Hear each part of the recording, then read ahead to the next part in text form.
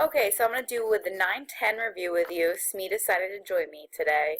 So we'll do developmental psych as well as personality, which we just finished today. We went over the PowerPoints, or the FRQ slide today, obviously, so we won't focus too much on that, but we want to go over the key points for our multiple choice, which is on Wednesday. Okay, so we definitely want to know the definition of developmental psychology, knowing that it's a branch of psychology that studies physical, cognitive, and social changes. So we have a lot of different perspectives in this field, but knowing that we're focusing on these three components for sure. Prenatal development, this is a lot of memorization stuff, unfortunately. Remember ZEF, okay? So you have a zygote, which is a fertilized egg. That's that first stage of prenatal development. Then we have the embryo. That occurs after 2 weeks where the zygote develops an embryo. This is when really the heart begins to beat, the organs begin to develop, and this is when a lot of people say that life really begins. Then by about the 6th month, the stomach and other organs have formed enough to survive outside of the mother. So this would be considered a premature child, but enough to survive outside of the mother. A teratogen, most of you guys got this right in the multiple choice portion of the exam, that it's a harmful agent that's to the prenatal environment. It could be drugs, it could be alcohol, it could be disease, it could be a ton of things. But it's being filtered through the placenta, and it's not really helpful to the child. Newborn reflexes and instincts, there's a few of them. I re-included the video clip here that I showed of the different kind of reflexes that a child has. Rooting reflex, that's kind of that infant's instinct to turn towards food, towards a mother's breast or a bottle or something. Also, babies tend to turn towards human voices and gaze longer at human face-like images rather than other images, right?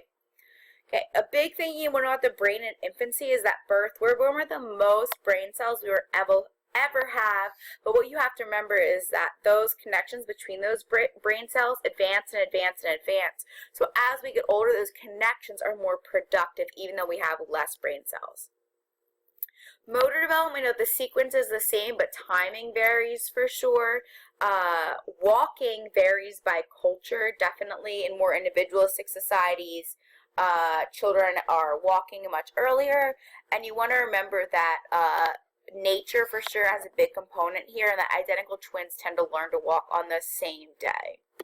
Okay. Cognitive development. Please remember Piaget. Piaget, cognitive development. Piaget, cognitive development.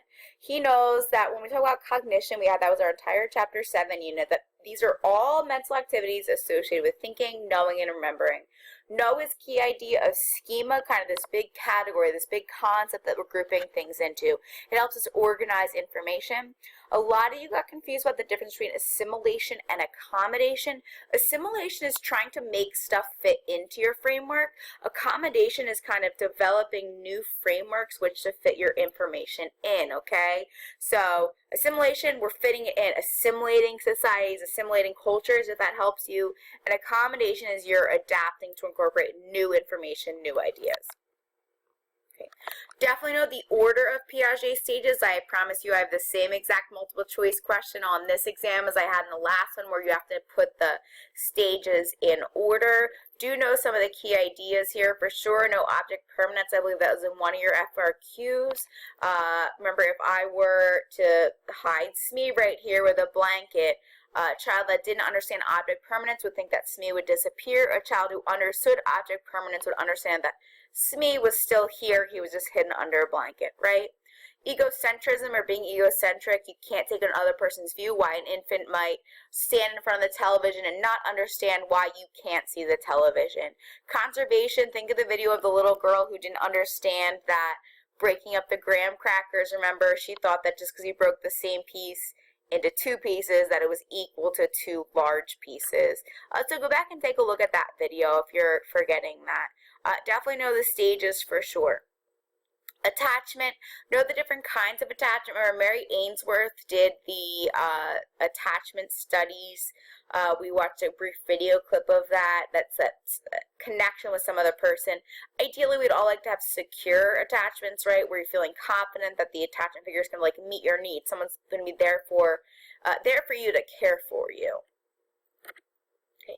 Harlow's monkeys. A lot of you, for some reason, got Harlow confused with Maslow. Harlow is the mean guy who studied monkeys and ripped them away from their mothers, okay? But the key idea that he found, this was now on your reading quiz, it was then on your Chapter 9 quiz, and now it's going to be on your 9-10 test, I promise. Discovered that it's a soft body contact. The child, the monkey, wanted to be close to the mother, preferred that over the nourishment of the mother. Imprinting, remember the puppy and the dog, how cute were they? The process by which certain animals form attachments during that critical early period. Remember that humans do not imprint. They have a critical period, but they do not imprint like the geese we saw with Conrad Lorenz or the duck following around that puppy. Most of you did really well with the different kinds of parenting styles, so remember, just to review that really quickly, I know that I have 3 questions on that, so please be sure that you do. Authoritarian parents, as you see this drill sergeant right here in the corner, they impose rules and strict obedience. They're saying, do this because I told you so. They're not listening to you, they're not considering your opinion or whatever. They're just saying, do this because I said so. Permissive parents, this could be like Homer here, I'll let you do whatever the heck it is that you want to do. They make very few demands and have very little punishment. Authoritative is what you consider like the best kind of parenting according to research. It's going to give you a sense of high self-esteem. It gives you some kind of communication, right? You have control and you have rules, but they explain the reasoning behind the rules and give you that support. Okay, gender, there's definitely, I know, a few questions about gender. Gender role, this is a question on our multiple choice quiz. That's that set of expected for behavior for males and females. Girls should cook in the kitchen. Boys should take out the trash, that kind of thing.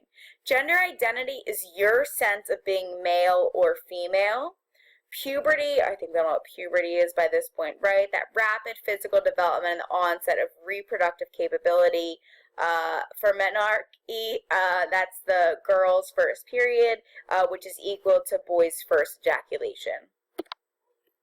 Okay, Colbert's stages of moral development. Again, I think most of you did well. I know I do have a couple questions about application as far as these stages go. Remember, pre-conventional is what little kids do, right? Based upon either avoiding punishment or receiving awards. Conventional is a bit more advanced. You're based upon what will please you'll base your decision based on what will please or help others and what society says are right is wrong, so laws and things like that. Post-conventional is the well for the community and kind of your own principle of justice. The reason that I'm vegetarian is because I love animals, right? I respect animals. That's my own opinion. It's not a law or anything like that. And Toodles is playing with a ball over there if you can hear that. Okay. Aging, as far as that goes, menopause is a question. You read about this term, that women will no longer be able to come to be pregnant. Alzheimer's disease, I think this is one of those green boxes that you may or may not have read too much about. It's an irreversible brain disorder, and you're kind of losing the memory skills, normal reasoning involved. Fluid intelligence and crystallized intelligence. This was a test on, or this was a question on your multiple choice questions on your Chapter 9 test. Fluid intelligence is kind of what us young people have. I know you may not think I'm young, right? Fluid intelligence, that we can play video games if we wanted to, have that quick reasoning and thinking. Where crystallized intelligence, that kind of thing, like crystals are hard, so it's like hard facts and stuff. So as we get older, our crystallized intelligence becomes greater, whereas as we get older, our fluid intelligence goes downhill, unfortunately. Erickson, okay, we know Erik Erikson, again, I don't know why his parents would name him Erik Erikson. He's focused on psychosocial development. He's worried about kind of that social environment. He comes up with these stages here of the different stages we go through in order to go through our development and the traits that we'll pick up. Okay, personality, that was Chapter 10, right? This pattern of thinking, feeling, acting, we know it's distinctive and consistent. Psychoanalysis, we went over this chart today, so hopefully you guys remember this. Psychoanalysis, we're using dream analysis, hypnosis, free association. This is a typical, like a patient is laying on the couch and there's a psychologist there asking them questions. Please remember the 3 parts of the personality. Remember that weird devil, demon, lizard guy that was like, come here, baby, give it to me now, I want it now. That's the id, right? That's like the devil sitting on your shoulder trying to help you make decisions, right? To do the bad thing, the most impulsive thing. The superego then is the angel on your shoulder. That's the ideal. Think of your grandmother, your mother, or whoever, your priest at your church. And then your ego is you operating the reality principle, trying to balance out the id, which is that kind of based on the pleasure principle, and the superego based on the principle of the ideal. Oedipus complex, super creepy. We know that's Freud. He says that as children we have this sexual desire for the opposite sex parent. This occurs during the phallic stage. Please, I promise that's a multiple choice question. Phallic stage, that's when the Oedipus complex occurs. And he says we've repressed these ideas. That's why we can't remember them. One of those defense mechanisms. I know there are probably 7 questions that ask you to apply defense mechanisms. So please, please, please, please, please make sure you review them. Look at the application that we did in class, okay? So this is our ego's protective method to reduce that anxiety. Repression, we've talked about this before, kind of pushing these ideas into our unconscious. Denial, just not accepting it, acting like it didn't happen. Remember, Brandon would act like Jasmine never broke up with him. Displacement, this is when you're redirecting your feelings toward another person or object. So when you get super mad and you might throw something or kick something or yell at your sibling or something, that is displacement in some way. It's generally towards someone who's weaker than you. Also, we have projection. I think, as I said, this is the hardest one.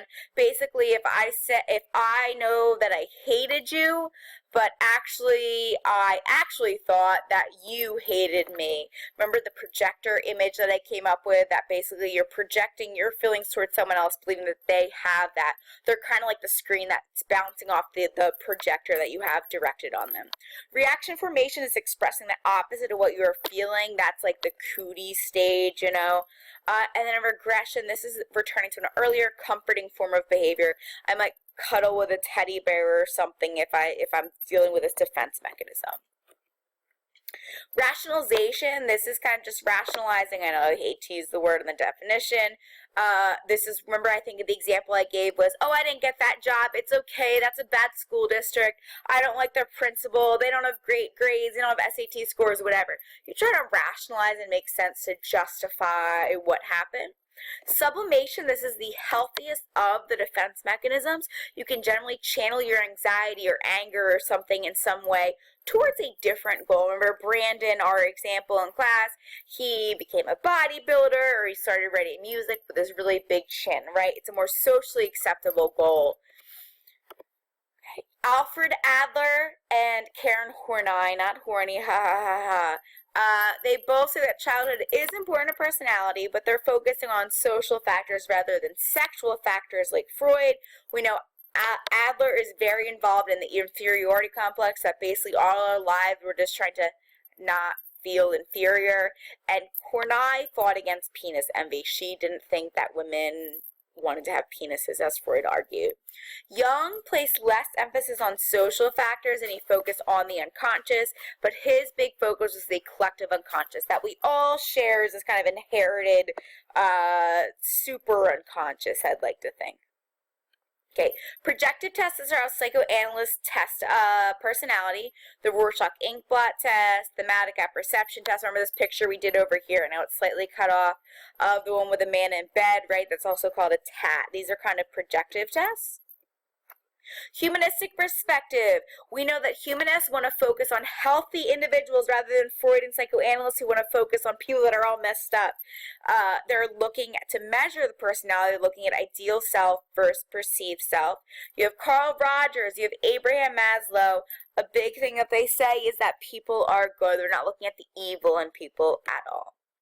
Traits perspective, we know it's this specific trait, disposition to feel and act.